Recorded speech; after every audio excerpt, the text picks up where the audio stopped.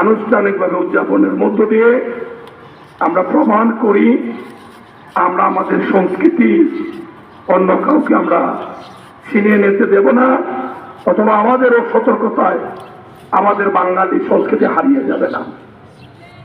এবারও সারা দেশে কৃষকদের পুনর্বাসনের জন্য নির্বাচনী ওয়াদা, কৃষক কার্ড প্রদান শুরু হয়েছে।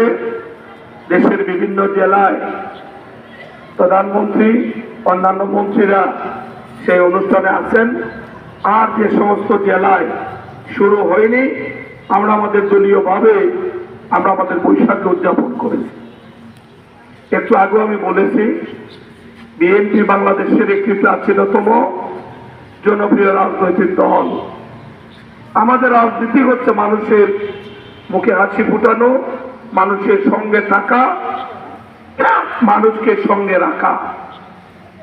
আমরা এই অল্প সময়ের মধ্যে এই খেলার আয়োজন করেছি এবং বিনোদন যতটুকু উপভোগ করার প্রতিটা মানুষ হাসি মুখে আপনাদের খেলা উপভোগ করেছে। আমিও তার ব্যতিক্রম নই। সারাদিন অনেক ব্যস্ততার মধ্যে গেছে, এই কিছুটা সময় আপনাদেরকে সাথে পেয়ে আমার ভালোই লেগেছে। খেলাধুলা প্রতিযোগিতা হার জিত থাকবে।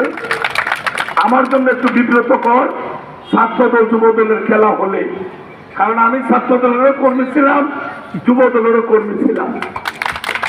এখন আমি ছাত্রদল যদি হারে আমার কলিজায় লাগে, আবার যুব দল হারলে এটা আমার কলিজায় লাগে। সেই জন্য আমি মাঝামাঝি থাকি। যেহেতু আমার একটা দৃষ্টিভঙ্গি নিরপেক্ষতা, সেজন্য আমি পক্ষ নিই না। আমি অনুরোধ করব, ছাত্রদল যুব দল আজকে যেভাবে অত্যন্ত দক্ষতার সাথে খেলাধুলা করেছেন, আরো অন্যান্য বিষয়েও ছাত্রদল যুব দল রাষ্ট্র গঠনে আমরা সরকারের সঙ্গে আপনাদেরকে আমরা আশা করি। অনেক ভালো কাজ যেগুলি আপনারা করতে পারেন, সমাজ পরিবর্তনে আপনাদের ভূমিকা থাকবে, এটাই স্বাভাবিক। আমি ছাত্র দলের কর্মী, আমি যুব দলের কর্মী।